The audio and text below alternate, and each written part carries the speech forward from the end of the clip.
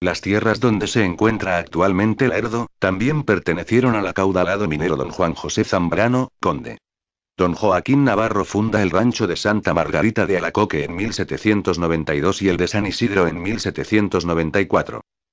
El de Santa Margarita, don Joaquín lo reubica para evitar las constantes inundaciones del río Nazas, y lo traslada unos 2 kilómetros al norte y lo llama Rancho de San Fernando en 1799. En 1827 se reconoce al Rancho de San Fernando como hacienda. En un concurso ganado por Juan Nepomuceno Flores se adjudicó la hacienda de San Juan de Casta, el 16 de diciembre de 1836 con todas sus estancias, ranchos, muebles y herramientas y fue la primera en experimentar la plantación de algodón en la zona ribereña alta del río Nazas. Don Juan José Zambrano poseyó la hacienda de San Juan de Casta en 1800, la corona española nunca le concedió título nobiliario alguno. Los terrenos de la hacienda de San Fernando estaban comprendidos. Al norte con terrenos de la hacienda de Noé y Santa Rosa, partiendo del lindero del Picacho de Acatita en la sierra de Mapimí al Cerro de la Borrega. Y de allí al Cerro de las Calabazas. Por el sureste con la hacienda de San Carlos, yendo el lindero por la línea media del cauce del río Nazas, hasta la presa de San Fernando.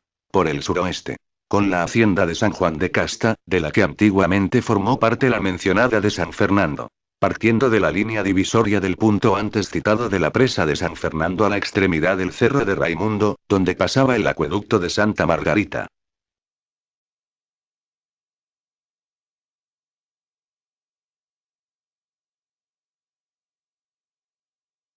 San Fernando nació en la actual España en 1198.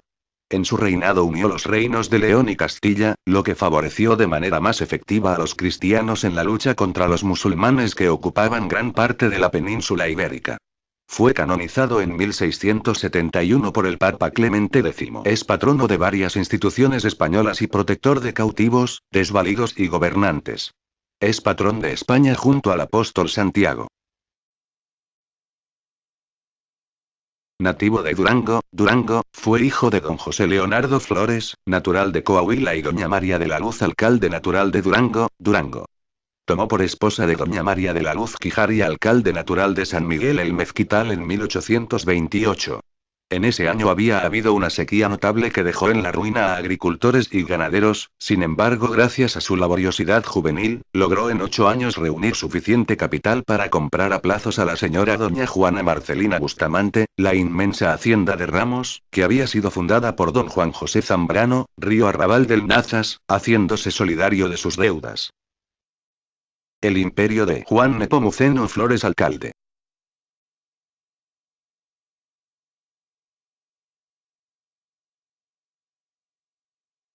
Hizo productivas a las tierras de la laguna del Caimán o de Tlahualilo, que ya desapareció. La hacienda de San Fernando, de Avilés, hoy Ciudad Juárez, Durango, y San Carlos. Río arriba, San Juan de Casta y todas las tierras ribereñas del Nazas y Aguanaval. Ranchos ganaderos y agrícolas en eterno trabajo y posteriormente fundaría su fábrica textil de Peñón Blanco. Algunos de sus numerosos ranchos ganaderos fueron La Loma, 5 Señores, hoy Nazas, Durango, San Pedro del Gallo y hasta cerca de Cuencamé. Cerro Gordo, Las Cruces Torreón de Cañas y La Zarca. 12 años después de don Juan Nepomuceno Flores en 1848 aparecen en la laguna otros 2 grandes hombres de empresa, don Juan Ignacio Jiménez y don Leonardo Zuloaga. Las lagunas de Parras, Caimán, Tlahualilo, y del Álamo, Biseca. Los ríos de las Nazas, poniente a oriente, y Buenaval, sur a norte. Mapa del capitán Nicolás de la Fora 1771. El camino real de tierra adentro, desde la Ciudad de México hasta la ciudad de Santa Fe, siglo XVI hasta el siglo XIX. De la misma manera compró a los herederos de don José Andrés de Velasco y de don José Zambrano el inmenso latifundio de San Juan de Casta, hoy León Guzmán, Durango, que abarcaba las tierras de la Guanaval, las tierras del Bolsón de Mapimí y hasta las tierras aledañas al rancho de San Fernando, hoy Lerdo, Durango, y confinando con las tierras del Marqués de Aguayo. Era muy difícil trabajar y hacer producir esa enorme extensión de tierras ya que era constante la lucha con las tribus bárbaras que la poblaban y que asesinaban cuanto campesino encontraban, por lo que era muy difícil lógicamente conseguir trabajadores y hombres de guerra para combatirlos y expulsarlos. Fue una empresa que solo un hombre valeroso, fuerte y valioso como don Juan Nepomuceno Flores podía realizar.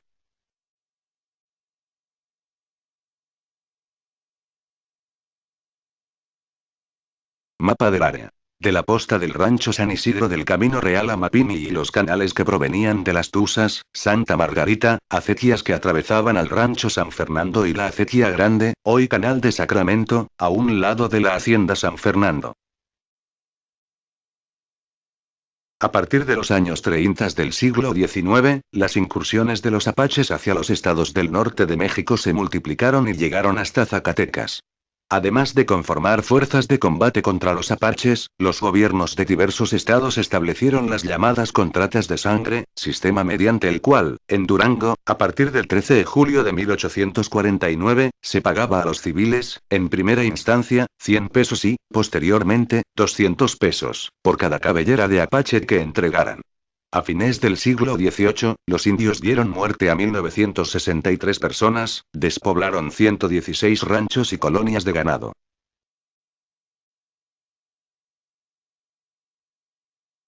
Mapa de propiedades de la familia de Juan Nepomuceno Flores 1850. Desgraciadamente, gran parte de los hacendados en el norte de la República apoyaron la intervención francesa por el desorden que había en el sur. En Nuevo León y Coahuila, Santiago Vidaurri, los hermanos Sánchez Navarro, y Leonardo Zuloaga. En Chihuahua, Luis Terrazas jugando dos barajas y en Durango, don Juan Nepomuceno Flores y otros terratenientes. Fue nombrado presidente del Consejo del Gobierno del Estado de Durango por el emperador Maximiliano. Lo anterior trajo como consecuencia el fusilamiento de Santiago Vidaurri en Nuevo León, y la confiscación de los bienes de los Sánchez Navarro, Leonardo Zuloaga y don Juan Nepomuceno Flores, que solo conservó la hacienda de Avilés. Segundo Imperio Mexicano 1864-1867. Fernando Maximiliano José María de Habsburgo-Lorena. Juan Nepomuceno Flores alcalde enfrentaría, en su regreso a Durango, la confiscación de sus bienes por parte del gobierno republicano, suerte que también corrieron muchos de su condición que habían apoyado al imperio.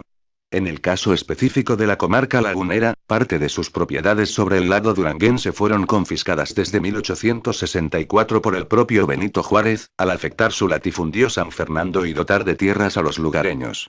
Juan Ignacio Jiménez, su vecino de la hacienda Santa Rosa, Gómez Palacio, no sufrió afectación alguna al no haber respaldado a los imperialistas. En cambio, a su otro colega del lado de Coahuila, Leonardo Zuloaga Olivares, también partidario del emperador, le aplicaron un decomiso fiscal que abarcó todos sus bienes. Zuloaga había fallecido en 1866. Presidente de los Estados Unidos Mexicanos 1858-1872. Benito Pablo Juárez García. Tocó a su viuda María Luisa Ibarra pelear en la Ciudad de México la devolución de los mismos, logró que la mayoría le fueran reintegrados. Se valió del ministro José María Lafragua, quien abogó por ella ante Juárez. Lo que hoy es Ciudad Lerdo, a mediados del siglo XIX, era un latifundio denominado San Fernando y que fue propiedad de Flores alcalde como se ha referido. Cuando el presidente Juárez transitó por la comarca lagunera, durante septiembre de 1864, el día 4 de ese mismo mes escuchó la petición de los lugareños que le solicitaron elevara al rango de villa de dicha localidad. En Mapimí, el 8 de septiembre del referido año, Juárez firmó el decreto que confería el nombre oficial de Villa Lerdo de Tejada a dicha población, la que a partir de esa fecha dejó de llamarse Hacienda de San Fernando.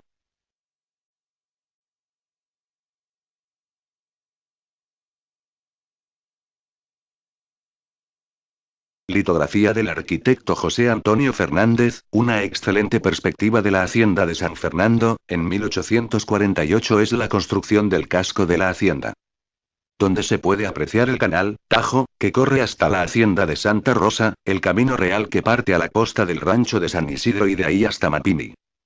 Detrás de las caballerizas de la hacienda, se observa la placita y la calle del comercio, tiempos de trabajo ordenado. Benito Juárez, al saber que las tierras que habitaban los solicitantes pertenecían a Flores alcalde, enemigo acérrimo del liberalismo y partidario del imperio de Maximiliano, dio respuesta inmediata a la petición de los vecinos. Les sugirió que la comunidad llevara el nombre de Villa Lerdo de Tejada, en honor a la memoria de su extinto amigo Miguel Lerdo de Tejada, 1812-1861. Lerdo fue un connotado liberal, autor de la Ley de Desamortización de Fincas Rústicas y Urbanas, la famosa Ley Lerdo que afectó a los bienes de la Iglesia. Fungió como secretario de Hacienda del gobierno juarista. Enciclopedia de México.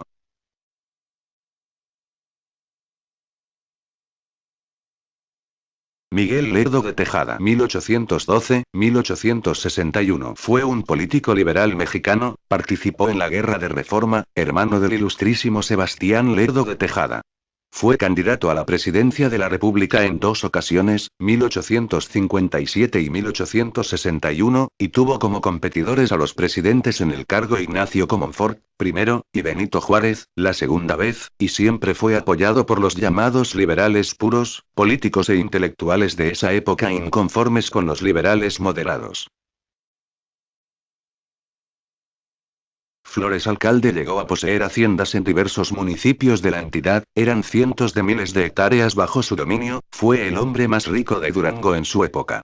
Sus grandes latifundios así se llamaron: Guatimapé, en Nuevo Ideal; Guadalupe, en Peñón Blanco; La Estanzuela, en Cuencamé; San Fernando y San Juan de Avilés, en Lerdo; y Ramos, en Santa María del Oro.